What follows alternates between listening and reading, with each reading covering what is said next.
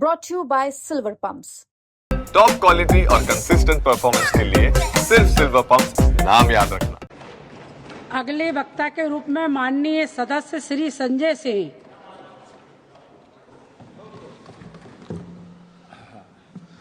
धन्यवाद महोदय, आपने मुझे इस अति महत्वपूर्ण बिल पर अपनी बात कहने का मौका दिया। मैं सरकार का पक्ष सुन रहा था और उनकी चिंताओं को सुन रहा था और इस बिल का मकसद जो उन्होंने बताया वो सुन रहा था। निश्चित रूप से महोदय, भारत की सुरक्षा सर्वोपरि है। राष्ट्र की सुरक्षा से किसी भी प्रकार का कोई समझौता नहीं होना चाहिए। देश के अंदर किसी को भी अवैध तरीके से घुसपैठ करने की इजाजत नहीं होनी चाहिए। देश के अंदर कहीं भी अवैध घुसपैठिया नहीं होना चाहिए।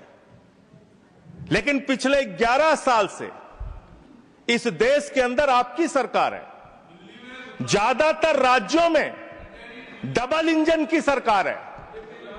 डबल इंजन की सरकार है। ऊपर भी मोदी जी, नीचे भी मोदी जी, ऊपर भी मोदी जी, नीचे भी योगी जी, ऊपर भी मोदी जी, नीचे भी हेमंत बिस्व शर्मा जी। चारों तरफ महामानव की सरकार महोदया, महामानव की सरकार। वो तो अवतार भी कहते हैं अपने आप को। और उस अवतार की सरकार में घुसपैठ हो जा रही है। 11 साल से हिंदुस्तान के अगर किसी कोने में अवैध घुसपैठिया है, अवैध रूप से कोई नागरिक रह रहा है, तो उसके लिए सीधे तौर पे भारतीय जनता पार्टी की सरकार और प्रधानमंत्री नरेंद्र मोदी जिम्मेदार हैं, कोई दूसरा जिम्मेदार नहीं है। बॉर्डर की सुरक्षा महोदया किसके पास है? बॉर्डर की सुरक्षा गृह मंत्रालय के पास है। बीएसएफ लगी हुई है वहां पे। चीन घुसपैठ कर रहा है। हम लोग चिल्लाते हैं, बोलते हैं, आपको उसके बारे में बोलने की फुर्सत नहीं।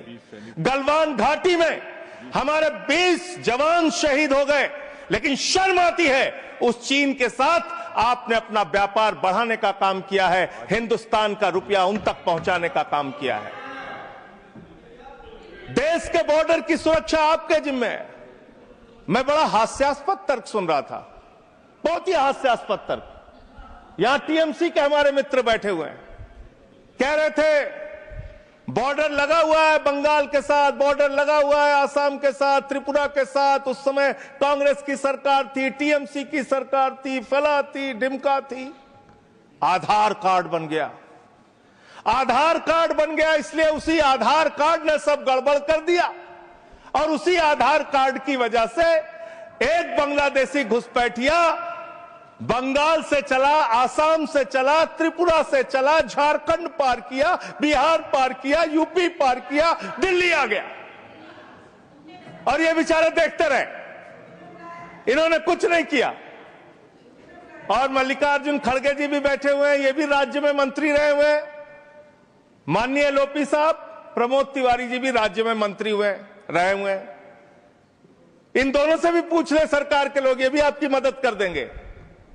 किसी राज्य के अंदर कोई व्यक्ति आ गया तब उस राज्य सरकार की जिम्मेदारी होती है। लेकिन मुझे लगता है आजकल पूरा का पूरा गृह मंत्रालय सुपरमैन की पिक्चर देख रहा है। पूरे भाजपाई सुपरमैन की पिक्चर देख रहे हैं। और कैसे देख रहे हैं? 50 किलोमीटर की सुरक्षा बीएसएफ के पास है। बंगाल में 50 किलोमीटर की सुरक्षा बीएसएफ के पास है। एक बांग्लादेशी खड़ा होता है, उस बॉर्डर पे खड़ा होता है जहां बीएसएफ होती है, जहां गृह मंत्रालय होता है। छलांग लगाता है वो व्यक्ति, 50 किलोमीटर छलांग मार के सीधे ममता जी के पास पहुंच जाता है। कहते ममता जी आधार कार्ड दे दीजिए। ये हो रहा है क्या?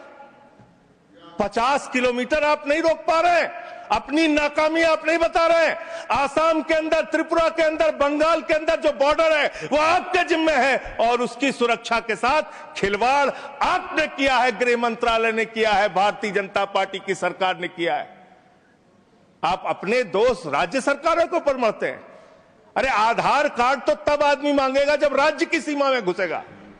जब 50 किलोमीटर सीमा की सुरक्षा आपके जिम्मे है तो आप क्या कर रहे थे?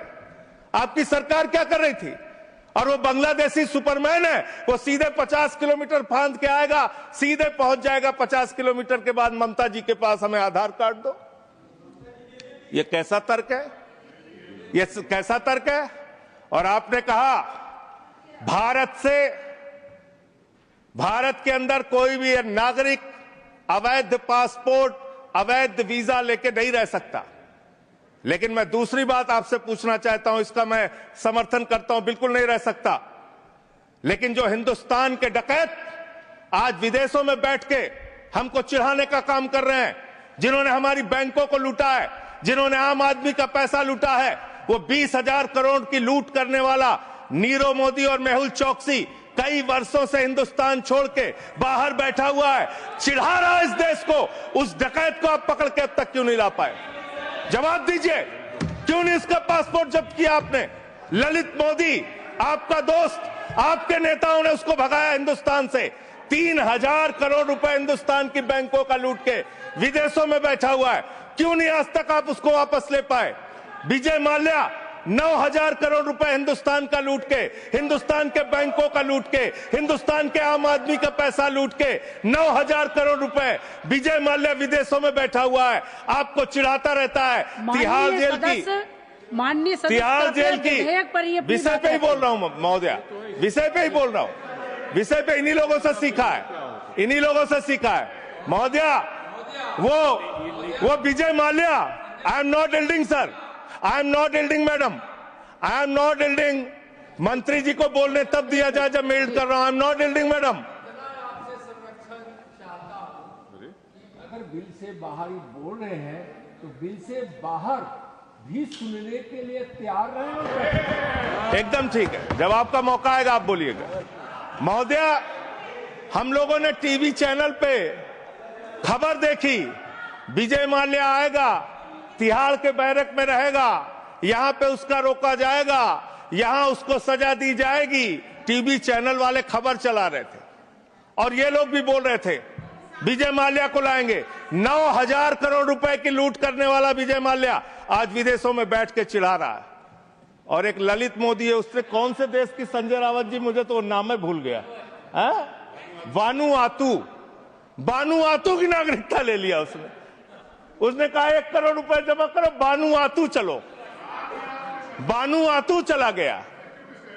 अरे हिंदुस्तान, नितिन संदेशरा 6,000 करोड़ रुपए हिंदुस्तान का लूट के विदेशों में बैठा हुआ है, आपको चिढ़ा रहा है।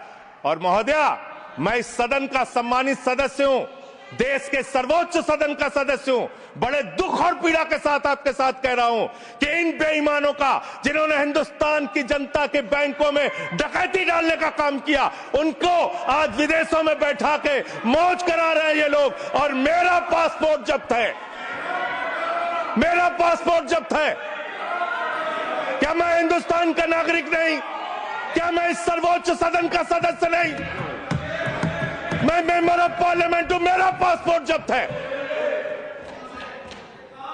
मैं कहना चाहता हूं इनसे, अगर वास्तव में तुम्हारी नीयत साफ है तो आज हिंदुस्तान के अंदर 50 करोड़ से ज्यादा जिन जिन लोगों का बकाया है, सबका पासपोर्ट जब्त करो, कोई हिंदुस्तान छोड़ के भागने ना पाए। सबका पासपोर्ट जब्त कीजिए। आप अनावश्यक बातें करते हैं।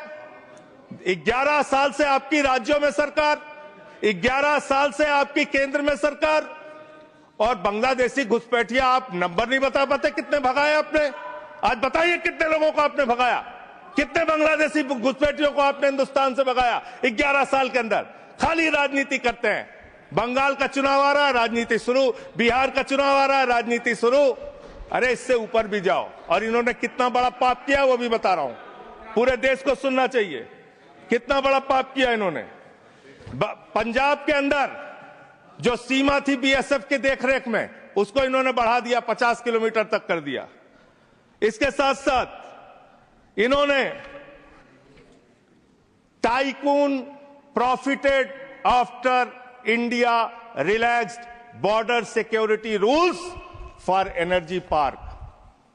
एनर्जी पार्क बनाने के लिए पाकिस्तान की सीमा में गुजरात के अंदर भारत की सुरक्षा कानूनों में रिलैक्स देने का काम इस अपराध इस सरकार ने किया है। अपने एक दोस्त को एनर्जी पार्क का ठेका देने के लिए, उसका फायदा पहुंचाने के लिए, उसका धंधा कराने के लिए, देश की सुरक्षा के साथ अपने दोस्त को फायदा पहुंचाने के लिए, अडानी को फायदा पहुंचाने के लिए आपने बॉर्डर की सुरक्षा पे, वहां के कानूनों पे रिलैक्स देने का काम किया।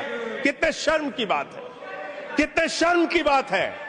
एक दोस्त के लिए देश की सुरक्षा के साथ आप समझौता करते हैं। आप बोलेंगे आप वो लोग हैं जिन्होंने हमारे भारत के नागरिकों का अपमान किया। अमेरिका ने 144 करोड़ की आबादी वाला हिंदुस्तान, दुनिया का सबसे बड़ा लोकतंत्र हिंदुस्तान, दुनिया में भारत की बात जब आती है तो राष्ट्रपिता महात्मा गांधी से हमारी पहचान, भारत की बात जब आती है तो गौतम बुद्ध से हमारी पहचान, बाबा साहब डॉक्टर भीमराव अंबेडकर के संविधान से हमारी पहचान। लेकिन मुझे शर्म आती है कि हमारे नागरिकों को अमेरिका ने हाथ में हथकड़ी, पैरों में बेड़ी बांध के हिंदुस्तान की धरती पे पहुंचाया और आपको शर्म नहीं आई।